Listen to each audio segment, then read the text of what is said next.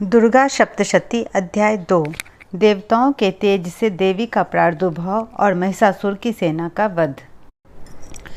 ओम मध्यम चरित्र के विष्णु ऋषि, महालक्ष्मी देवता, उष्णिक छंद, शाकंभरी शक्ति, दुर्गा बीज, वायु तत्व और यजुर्वेद स्वरूप हैं। श्री महालक्ष्मी की प्रसन्नता के लिए मध्यम चरित्र के पाठ में इसका विनियोग है। मैं कमल के आसन पर बैठी हुई प्रसन्न मुख वाली महिषासुर मर्दनी भगवती महालक्ष्मी का भजन करता हूँ, जो अपने हाथों में अक्षमाला, फरसा, गदा, वान, वज्र, पद्म, धनुष, कुंडिका, दंड, शक्ति, खड्ग, ढाल, शंख, घंटा, मधुपात्र, शूल, पाश और चक्र धारण करती है। श्री ऋषि कहते हैं, पूर्व काल में देवताओं और असुरों में वर्षों तक घोर संग्राम हुआ था।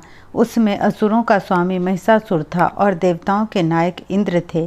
उस युद्ध में देवताओं की सेना महाबली असुरों से परास्त हो गई। संपूर्ण देवताओं को जीतकर महिषासुर इंद्र बन बैठा।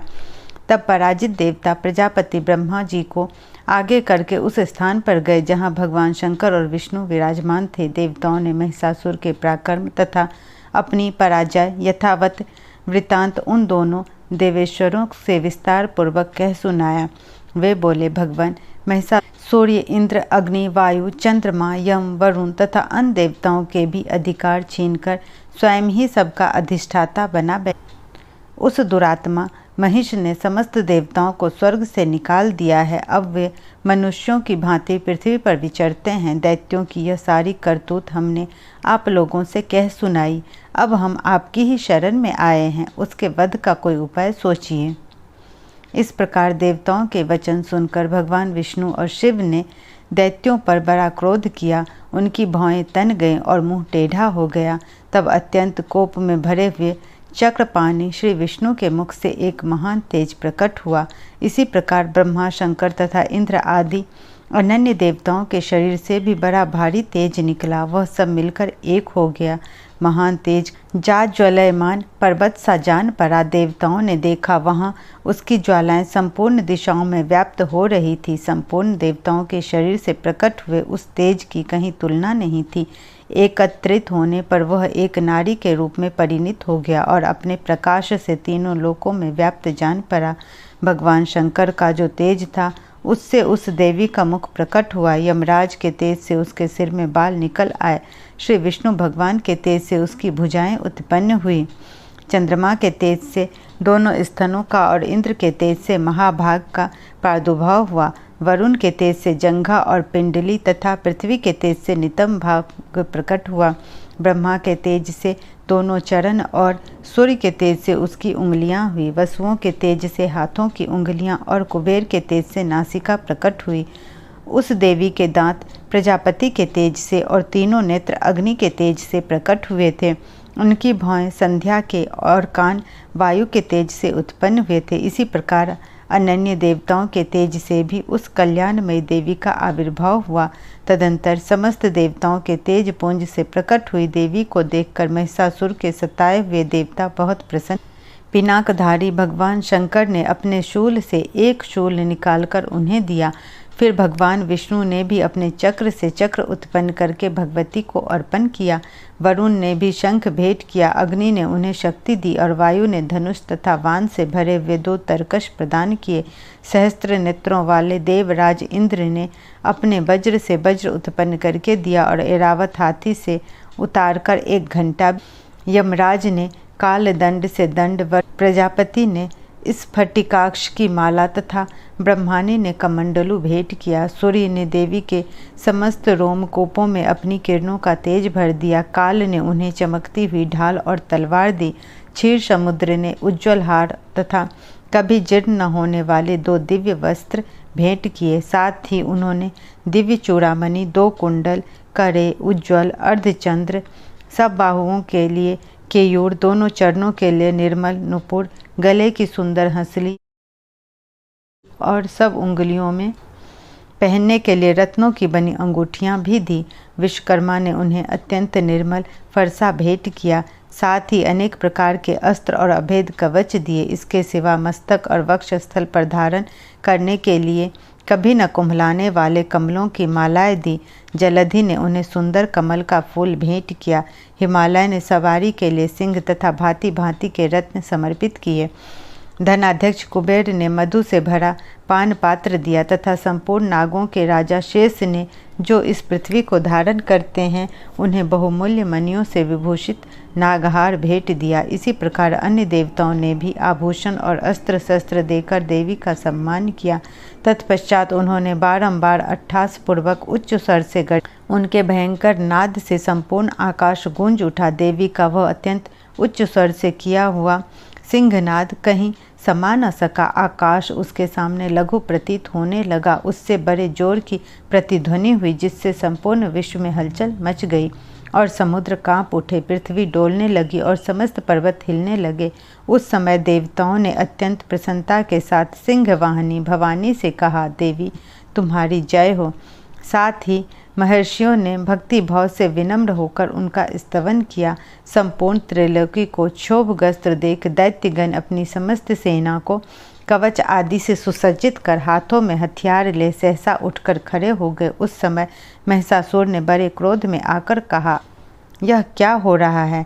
फिर वह संपूर्ण असुरों से घिरकर उस सिंहनाद की ओर लक्ष्य करके दौड़ा और आगे पहुंचकर उसने देवी को देखा, जो अपनी प्रभा से तीनों लोकों को प्रकाशित कर रही थी। उनके चरणों के भार से पृथ्वी दबी जा रही थी, माथे के मुकुट से आकाश में रेखा सी खींच रही थी तथा वे अपने धनुष की टंकार से सातों पातालों को क्षुब्ध किए देती थीं। देवी अपनी हजारों भुजाओं से संपूर्ण दिशाओं को आच्छादित करके तदंतर उनके साथ दैत्यों का युद्ध छिड़ गया। नाना प्रकार के अस्त्र शस्त्रों के प्रहार से संपूर्ण दिशाएं उद्भासित होने लगी। चिच्छुर नामक महान असुर महिषासुर का सेना नायक था। वह देवी के साथ युद्ध करने लगा। अन्य दैत्यों की चतुरंगिनी सेना साथ लेकर चामर भी लड़ने लगा। 60,000 रथियों के साथ आकर उदग्र नामक महादैत्य ने लोहा लिया। 1 करोड़ रथियों को साथ लेकर महाहनु नामक दैत्य युद्ध करने लगा, जिसके रोएं तलवार के सामने। वह असिलोमा नाम का महादैत्य 5 करोड़ रथी सैनिकों सहित युद्ध में आ डटा। 60 लाख रथियों से बाष्कल नामक दैत्य भी उस युद्ध भूमि में लड़ने लगा। परिवारित नामक राक्षस हाथी सवार और घुड़सवारों के अनेक दलों तथा 1 करोड़ रथियों सेना लेकर युद्ध करने लगा। विडाल नामक दैत्य 5 अरब रथियों से घिरकर लोहा लेने लगा। इसके अतिरिक्त और भी हजारों महादैत्य रथ, हाथी और घोड़ों की सेना साथ लेकर वहां देवी के साथ युद्ध करने लगे। स्वयं महिषासुर उस रणभूमि में कोटि कोटि सहस्त्र रथ, हाथी और घोड़ों की सेना से घिरा हुआ खड़ा था। वे दैत्य देवी के साथ तोमर, भिंदीपाल, शक्ति, मूसल, खड्ग, परशु और पट्टिस आदि अस्त्र शस्त्रों का प्रहार करते हुए युद्ध कर रहे थे। कुछ दैत्यों ने उन पर शक्ति का प्रहार किया, कुछ लोगों ने पाश फेंके तथा कुछ दूसरे दैत्यों ने खड्ग प्रहार करके देवी को मार डालने का उद्योग किया।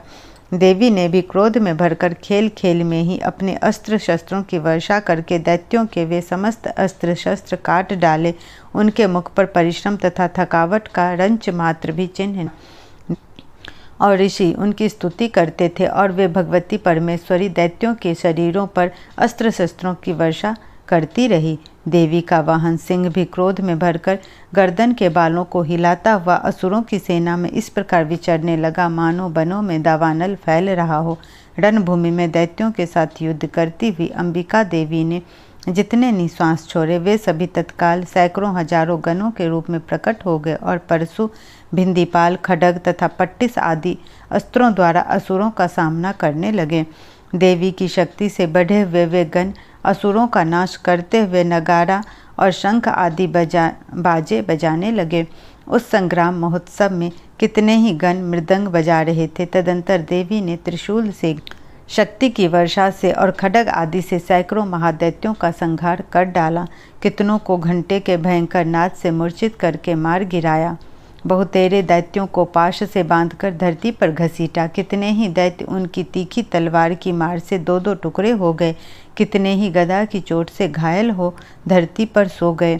कितने ही मूसल की मार से अत्यंत आहत होकर रक्त वमन करने लगे। कुछ दैत्य शूल से छाती फट जाने के कारण पृथ्वी पर ढेर हो गए। उस रणांगन में वान समूहों की वृष्टि से कितने ही असुरों की कमर टूट गई। बाजी की तरह झपटने वाले देव पिंडक दैत्यगण अपने प्राणों से हाथ धोने लगे। किन्हीं की बाहें छिन्न भिन्न हो गई, कितनों की गर्दनें कट गई, कितने ही दैत्यों के मस्तक कट कट कर गिरने लगे। कुछ लोगों के शरीर मध्य भाग में ही विदीर्ण हो गए। कितने ही महादैत्य जांघें कट जाने से पृथ्वी पर गिर पड़े।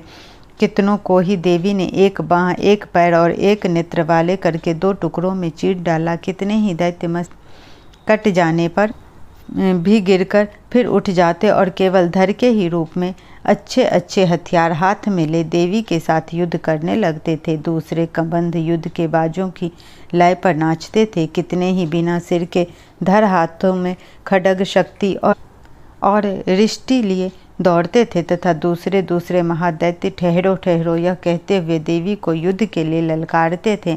जहाँ वो घोर संग्राम हुआ था वहाँ की धरती देवी के गिराए हुए रथ, हाथी, घोड़े और असुरों की लाशों से ऐसी पट गई थी कि वहाँ चलना फिरना असंभव हो गया था। दैत्यों की सेना में हाथी, घोड़े और असुरों के शरीरों से इतनी अधिक मात्रा में रक्तपात हुआ था कि थोड़ी ही देर में वहाँ खून की बड़ी बड़ी नदियाँ बहने लगी। जगदम्बा ने असुरों की विशाल सेना को क्षण भर नष्ट कर दिया। ठीक उसी तरह जैसे तृण और काठ के भारी ढेर को आग कुछ ही क्षणों में भस्म कर देती और वह सिंह भी गर्दन के बालों को हिला हिला कर जोर जोर से गर्जना करता हुआ दैत्यों के शरीरों से मानो उनके प्राण चूने लेता था। वहाँ देवी के गणों ने भी उस महादैत्यों के साथ ऐसा युद्ध किया जिससे आकाश में खड़े हुए देवता गण उन पर बहुत संतुष्ट हुए और फूल बरसाने लगे। इस प्रकार श्री मार्कंडेय पुराण में सार्वंगिक मनवंतर की कथा के अंतर्गत देवी महात्म्य में महिषासुर की सेना का वध नामक दूसरा अध्याय पूरा हुआ।